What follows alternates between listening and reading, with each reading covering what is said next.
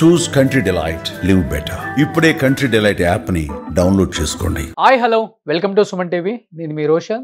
So ప్రస్తుత incident గురించి మనతో మాట్లాడటానికి సిద్ధంగా ఉన్నారు ఎయిర్ ఇండియా పైలట్ ప్రణీత్ గారు. సో ప్రణీత్ చెప్పాలంటే నాకు మంచి ఫ్రెండ్ అనమాట. ఇలాంటి టైంలో ఏ పైలట్స్ కూడా ఇంటర్వ్యూస్ ఇవ్వడానికి ఇష్టపడరు. ఎందుకంటే ఏదో ఒక కాంట్రవర్షియల్ అవుతుంది, తెలిసి తెలియక చెప్పినట్టు ఉంటుంది. అంటే డెఫినెట్గా భయపడతారు, డెఫినెట్గా ప్యానిక్ చేయకూడదని అని ఎవరైనా అనుకుంటారు. కానీ ఇది ప్యానిక్ చేయడానికి కానే కాదు. ఈ వీడియో కేవలం ఆయన ఎయిర్ ఇండియాలో చేస్తున్నారు కాబట్టి ఆ ఎయిర్ క్రాఫ్ట్కి సంబంధించి, ఆ బోయింగ్ ఎయిర్ క్రాఫ్ట్కి సంబంధించి వాళ్ళకు కొంత అవగాహన ఉండుంటుంది. కాబట్టి సాంకేతిక లోపమా, లేకపోతే 2 ఇంజిన్స్ ఎందుకు ఫెయిల్ అయ్యాయి, అండ్ అసలు ఏంటి జరిగిన సిచ్యువేషన్ ఏంటో వాళ్ళకి ఒక ఐడియా ఉంటుంది. కాబట్టి కేవలం వ్యూయర్స్ తెలుసుకోవాలి కాబట్టి ఎగ్జాక్ట్ రీజన్ దాని గురించి నేను రిక్వెస్ట్ చేస్తేనే ప్రణీత్ ఇప్పుడు లైవ్లోకి వస్తున్నారనమాట. అతనికి కూడా ఇప్పుడు చెప్పాలంటే ఢిల్లీకి ఫ్లై అవుతారు, ఆన్ ద వేలో ఉన్నారు. అడగగానే వచ్చినందుకు first of all Praneeth thank you so much. Praneeth, నిజంగా ఈ ఇన్సిడెంట్ అనేది చూస్తుంటే బహుశా ఇండియా ఏవియేషన్ హిస్టరీలోనే ఎప్పుడు జరగలేదు. ఫర్ ద ఫస్ట్ టైము ఒక ఫ్లైట్ 600-700 ఫీట్లు టేక్ ఆఫ్ అవ్వగానే వచ్చి క్రాష్ అవ్వటం, నిజంగా ఆ ఇన్సిడెంట్ చూస్తుంటేనే మనకి ఇప్పటికీ కళ్ళ ముందు అలానే కనిపిస్తుంది. అది కూడా ఒక హాస్టల్ మీద పడిపోవటం, హాస్టల్ మెడికోస్ చనిపోవటము, ఇటుపక్క అందరూ ప్యాసింజర్స్ కూడా మొత్తం ఒక్కరు తప్ప అందరూ చనిపోవటం విత్ క్రూతో. మీరు కూడా ఎయిర్ ఇండియాలో పనిచేస్తున్నారు కాబట్టి ఓవరాల్గా ఈ ఇన్సిడెంట్ గురించి, ఈ క్రాష్ గురించి ఏమనుకుంటున్నారు ప్రణీత్? ఇలా జరిగింది అని చెప్పలేము, బికాజ్ ఇన్వెస్టిగేషన్ ఏమి జరిగిండొచ్చు అని maybe we can guess like 3-4 things. ఇలా జరిగిండొచ్చు అని చెప్పేసి ఈరోజు DGCA రిపోర్ట్ వచ్చేసి బోత్ ఇంజన్స్ హ్యావ్ ఫెయిల్డ్ అని, దానికి ఎందుకు ఫెయిల్ అయ్యాయి అన్న దాని మీద ఇన్వెస్టిగేట్ చేయాలని చెప్పారు. Okay, so we don't know the exact reason yet, because వాళ్ళు జస్ట్ 825 ఫీట్కి వెళ్ళి అక్కడ నుంచి మళ్ళీ దే క్రాష్ డౌన్. అంటే 4-5 రీజన్స్ అని చెప్తున్నారు కదా. మెయిన్ రీజన్స్ అంటే ఏమై ఉండొచ్చు ఈ క్రాష్ కి? కొందరు ఎక్స్పర్ట్స్ వచ్చేసి ఎయిర్ క్రాఫ్ట్ స్టాల్ అయి ఉండొచ్చు అని చెప్తున్నారు. అంటే స్టాల్ అయినప్పుడు ఎయిర్ క్రాఫ్ట్ లిఫ్ట్ ఉండదు అనమాట, so it will not go up. Okay, so దాని వల్ల క్రాష్ అయిందని కొందరు ఎక్స్పర్ట్స్ చెప్తున్నారు. ఇవన్నీ స్పెక్యులేషన్స్, ఒక్కొక్కరు ఒక ఐడియాతో చెప్తున్నదే. We don't know the exact reason or cause yet, because కొంతమంది చెప్తున్నారు అంటే పక్షులు ఏమన్నా వచ్చుండొచ్చు, మేబీ దానివల్ల ఇంజిన్స్ ఫెయిల్ అవ్వచ్చు అని కూడా చెప్తున్నారు. అది కూడా వన్ ఆఫ్ ద రీజన్ అవుతుందా? దానికి ముందు వచ్చిన వీడియో ఫుటేజెస్ ముందు బర్డ్ హిట్ అయిందా లేదా అనేది ఇంకా బ్లాక్ బాక్స్, ఈ రోజే బ్లాక్ బాక్స్ కలెక్ట్ చేసుకున్నారని చెప్పారు DGCA వాళ్ళు. సో అది వాళ్ళు CVR, FDR వాళ్ళు దాన్ని ఇన్వెస్టిగేట్ చేసి ఏం జరిగింది అన్నది వాళ్ళు చెప్పేదాకా మనకు కూడా క్వశ్చన్ మార్కే. ఓకే, అండ్ ఆ ఎయిర్ ఇండియాలో ఉన్న పైలట్స్ కూడా మీకు కొలీగ్స్ అయి ఉంటారు కాబట్టి వాళ్ళతో మీకు పరిచయం ఉందా? నాకు డైరెక్ట్ గా వాళ్ళతో అయితే పరిచయం లేదు. Okay, but it's very sad and shocking అన్నమాట. So heart breaking. అసలు మేము ఏవియేషన్ లో ఉన్న వాళ్ళమే కాదు, లేని వాళ్ళు కూడా like it's heart breaking news for everyone. కానీ వాళ్ళకి ఎక్స్పీరియన్స్ కూడా ఆల్మోస్ట్ 8200 అవర్స్ ఫ్లై చేశారు పైలట్ గారు. అది ఇంకో కో పైలట్ కూడా ఆల్మోస్ట్ 1100 అవర్స్ ఫ్లై చేశారని చెప్తున్నారు. They both are like experience pilots. Engines రెండు నిజం అయితే ఒకవేళ వాళ్ళకి ఆడి if they have time they can glide and land somewhere, but take off అవ్వగానే both engine fails. Okay, they don't have even altitude, no time to land anywhere other than to crash. 825 feet ellaru, then they came down. Okay, so mostly engines fail aitene ala avutadi, but engines both fail avadam anedi rare of the rarest. Okay, ala Praneeth ఇంకొకటి flight లో ఉన్న 11 years seat, ఆ ఒక్క person flight లో నుంచి emergency gate open చేసుకొని వచ్చే అంత టైం ఉంటుందా, లేకపోతే అతను నిజంగా మృత్యుం చేయడం చెప్పుకోవచ్చు? అతను ఒక్కడ బయటికి వచ్చి ఎటువంటి అతనికి బర్నింగ్స్ కూడా ఏం లేదు బాడీకి కూడా, అసలుకి ఎలా అవకాశం ఉంది అసలుకి? మేబీ క్రాష్ అయినప్పుడు ఆ ఎమర్జెన్సీ ఎగ్జిట్ డోర్ ఓపెన్ అయ్యి తను బయటపడ్డాడో లేదా జంప్ చేశాడో అలా ఛాన్స్ ఉంటుంది. కానీ బికాస్ 30 to 50 seconds టైం ఉండింది, ఆ టైంలో I don't think emergency exit door open చేసి జంప్ చేసేంత టైం ఉంటుందని నేను అనుకోవట్లేదు. అంటే మేడే కాల్ అసలు అంటే ఏంటి అసలుకి? అంటే ఏం చెప్తారు? అంటే ఎమర్జెన్సీలో మేడే కాల్ పైలట్స్ చెప్పినప్పుడు యూజువల్లీ మేము ఇంజిన్ ఫైర్ లేదా వెన్ ఎనీ ఎమర్జెన్సీ పైలట్ ఇన్కెపాసిటేషన్ అయినప్పుడు కానీ ఇలాంటి టైంలో మేడే కాల్ ఇస్తాం అనమాట. అంటే లైక్ ఏటీసీకి చెప్తున్నాము, మాకు ఎయిర్ క్రాఫ్ట్ లో ఎమర్జెన్సీ ఉంది, మాకు ప్రయారిటీ ల్యాండింగ్ కానీ క్లియరెన్స్ కానీ అన్నట్లు it's a kind of request. So mayday call ఇవ్వగానే ATC will alert, then they give priority for us to make us land depending on the emergency అన్నమాట. So వీళ్ళు ఇచ్చిన కాల్ అయితే క్లియర్ గా అంటే న్యూస్ లో ఒక్కొక్కలా చెప్తున్నారు, 1 ఇంజన్ ఫెయిల్యూర్ మేడే కాల్ ఇచ్చారు అని చెప్తున్నారు. బట్ ఈ రోజు అయితే న్యూస్ 2 ఇంజన్స్ ఫెయిల్ అయ్యాయని చెప్తున్నారు. సో ఎగ్జాక్ట్లీ ఆ బ్లాక్ బాక్స్ రికార్డింగ్స్ బయటికి వచ్చి డీజీసీఏ చెప్పేదాకా మనకు కూడా ఫ్యాక్ట్స్ ఎగ్జాక్ట్ గా ఇది అని తెలియదు, కంక్లూడ్ చేయలేము. బట్ మేడే కాల్ అని పైలట్ చెప్పినప్పుడు అక్కడ ఎమర్జెన్సీ ల్యాండింగ్ చేయడానికి అవకాశం లేదంటారా? లేకపోతే ఇప్పుడు సింగిల్ ఇంజన్ ఉంది అనుకోండి, 1 ఇంజన్ ఫెయిల్ అయింది, మేడే కాల్ ఇచ్చారు, ఇంకో ఇంజన్ ఉంది, 1 engine is enough, it's capable of flying the air craft. So వాళ్ళు బ్యాక్ వచ్చి ల్యాండ్ అయ్యే ఛాన్స్ ఉండేది. బట్ ఇక్కడ బోత్ ఇంజన్స్ ఫెయిల్ అయినప్పుడు ఇంకా they don't have, air craft don't have the power కదా, లిఫ్ట్ లేదు, so they will crash land. లో ఉన్నారు. ఇదే ఎయిర్ క్రాఫ్ట్ కి బిఫోర్ కూడా కొన్ని ప్రాబ్లమ్స్ ఉన్నాయి. బిఫోర్ డిసెంబర్ లో కూడా ఒకసారి పొగలు వచ్చాయని చెప్పారు, ఒకసారి ప్యారిస్ నుంచి వచ్చేటప్పుడు షార్జాలో కూడా ఎమర్జెన్సీ ల్యాండింగ్ అయిందని చెప్పారు.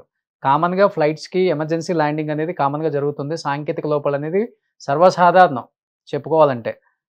అలాంటిది ఈ ఎయిర్ క్రాఫ్ట్ గురించి ఇప్పుడు క్రాష్ అయిన తర్వాత ఎక్కువ వినాల్సి వస్తుంది. సో మీరు ఎయిర్ ఇండియాలో ఉన్నారు కాబట్టి కామన్ గా ఇలాంటి ప్రాబ్లమ్స్ వల్ల క్రాష్ అయ్యే అవకాశాలు ఉంటాయి అసలుకి? అంటే ఇప్పుడు అదే బోత్ ఇంజన్స్ బర్డ్ హిట్ కాకుండా ఇంకా ఏది లేకుండా వాటికి అవే ఫెయిల్ అయ్యాయి అంటే మేబీ మెయింటెనెన్స్ ఏదన్నా ఇష్యూ, ఈవెన్ దో మెయింటెనెన్స్ బాగా చేసినా కూడా it might be a bad day also, you never know, anything can happen. So maintenance బాగా చేసిండొచ్చు, the aircraft is flying, అది అప్పుడే ఢిల్లీ నుంచి అహ్మదాబాద్ వచ్చింది, అప్పుడు ఏం ప్రాబ్లం లేదు. సో మెయింటెనెన్స్ చేసినా మనకు చెప్పలేం కదా, you never know what happens when. Okay. So snag అయితే టెక్నికల్ గా ఉంది అని నేను కూడా చూసాను, లాస్ట్ డిసెంబర్ లో కూడా ఏదో స్నాగ్ అయ్యి ఎయిర్ క్రాఫ్ట్ గ్రౌండ్ అయింది అన్నారు. దాని తర్వాత సీ చెక్ కూడా వెళ్ళి వచ్చింది అన్నారు. అంటే మెయింటెనెన్స్ లో ఉంటాయి అన్నమాట C check. I think they do for every 3000 flying hours. 3000 hours aircraft fly చేసిన తర్వాత సీ చెక్ చేస్తారు, maintenance thorough check of the whole aircraft. అది కూడా రీసెంట్ గా 6 months బ్యాక్ ఎప్పుడు అయ్యి వచ్చింది అబుదాబిలో అని చెప్తున్నారు. సో ప్రణీత్, ఏ ఫ్లైట్ అయినా టేక్ ఆఫ్ అయ్యేటప్పుడు మినిమం ఒక 1/2 hour స్టార్ట్ చేసి ఉంటుంది ఇంజిన్, కాబట్టి డెఫినెట్ గా ఇంజనీర్స్ చెక్ చేసుకుంటారు దాంట్లో ఎంత వైబ్రేట్ అవుతుంది, ఎంత టెంపరేచర్ ఉంది, అసలుకి ఇంజిన్ కెపాసిటీ అన్ని రకాలుగా చెక్ చేసుకున్న తర్వాతే టేక్ ఆఫ్కి సిగ్నల్ ఇస్తారు. అలాంటిది ఇక్కడ ఎక్కడ అంటే టేక్ ఆఫ్ అయినా మీరు అన్నట్లుగానే ఒక 45-50 secondsకే క్రాష్ అయింది కాబట్టి ఈ చెక్కింగ్ అనేది తరోగా జరిగిందంటారా? లేకపోతే ఒకవేళ జరిగినా అప్పుడు ఏం ప్రాబ్లం లేకపోయినా కానీ టేక్ ఆఫ్ అయిన తర్వాత ఇలాంటి ప్రాబ్లమ్స్ వచ్చే అవకాశం ఉందంటారా? చెక్ చేయకుండా ఎవరు వెళ్ళరు, బికాజ్ మీరు అన్నట్టు మనం ఇంజన్స్ బోత్ స్టార్ట్ చేసి టాక్సీ చేస్తారు, రన్వే మీదకి వచ్చిన తర్వాత they will give full power, మేము రీచ్ అవ్వాల్సిన స్పీడ్స్ రీచ్ అవుతూ వస్తాయి, అవి అవ్వకుంటే రన్వే మీదనే టేక్ ఆఫ్ రిజెక్ట్ చేస్తారు.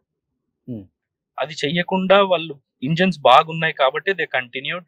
టేక్ ఆఫ్ అయిన తర్వాత ఇంజన్స్ ఫెయిల్ అయితే అవి both engines, no one can do anything కదా. ఓకే, ఎవరు ఏం చేయలేము. ఫస్ట్ టైం కదా ఇలా 2 ఇంజన్స్ ఒకేసారి.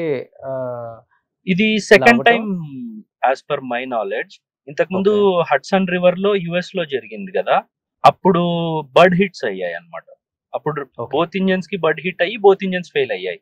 ఇక్కడ బోత్ ఇంజన్స్ ఫెయిల్ అయ్యాయి అంటున్నారు కానీ బర్డ్ హిట్ అనేది ఇంకా కన్ఫర్మ్ చేయట్లేదు. సో బర్డ్ హిట్ వల్ల అయ్యాయా, టెక్నికల్ గా నిజంగానే టైం బ్యాడ్ అయ్యి 2 ఇంజన్స్ ఒకేసారి ఫెయిల్ అయ్యాయా, ఈ రేరెస్ట్ ఆఫ్ రేర్ ఇన్సిడెంట్ అలా అయ్యింటే ఇంకా మనం ఏం చేయలేము. ఓకే, కానీ ఒక ఇంజిన్ ఫెయిల్ అయ్యి ఒక ఇంజిన్ మంచిగా ఉన్నా కానీ సో టేక్ ఆఫ్ అయినా ల్యాండింగ్ వరకు ఒక ఇంజిన్ కెపాసిటీతో వెళ్ళొచ్చు. Yeah 1 engine is enough. Aircraft is designed in such a way, ఒక ఇంజన్ తో it will continue to climb. Hmm. You can go and level off at 4,000, 5,000, whatever feet. Then you can come back and land. మళ్ళీ వచ్చి single engine తోనే fly చేసుకుంటూ వచ్చి land అవ్వచ్చు, ఏ problem ఉండదు అనమాట. It is designed in such a way. But ఇప్పుడు single engine అయ్యిందని నిన్న అన్నారు, ఈ రోజు ఏమో బోత్ ఇంజన్స్ ఫెయిల్డ్ అంటున్నారు. So let's wait and see what DGCA says about the investigation. So కేవలం 2 ఇంజిన్స్ ఎందుకు ఫెయిల్ అయ్యాయి కూడా రావాలి నివేదిక అనేది కూడా. అసలు నిజంగా బాడ్ హిట్. ఇంకా యుఎస్ నుంచి కూడా NTSB అని చెప్పేసి, అది US FAA వాళ్ళది సేఫ్టీ బోర్డు, వాళ్ళు కూడా వచ్చి ఇన్వెస్టిగేట్ చేస్తారు అని చెప్తున్నారు. ఓకే, చూడాలి మరి. అండ్ ప్రణీత్, ఇంకొకటి ఫ్యూయల్ ట్యాంక్ కెపాసిటీ ఎంత ఉంటుంది? ఎందుకంటే 9 hours ఫ్లై ఉంటుంది, ఒక 3-4 hours ఎక్స్ట్రా కూడా ఫ్యూయల్ పెట్టుకుంటారు అని చెప్తున్నారు. లాంగ్ హాల్ ఫ్లైట్ కదా, యూజువల్లీ మేము డెస్టినేషన్ ఫ్యూయల్, డెస్టినేషన్ నుంచి ఇన్ కేస్ డైవర్ట్ అయితే ఆ డైవర్ట్ ఎయిర్పోర్ట్ కి ఫ్యూయల్, ఇంకా కంటింజెన్సీ ఫ్యూయల్ అని చెప్పేసి హోల్డింగ్ ఫ్యూయల్ ఒక 30 minutes, ఇవన్నీ క్యాల్కులేట్ చేసుకుని ఆ ఫ్యూయల్ అంతా క్యారీ చేస్తాం అనమాట. ఓకే.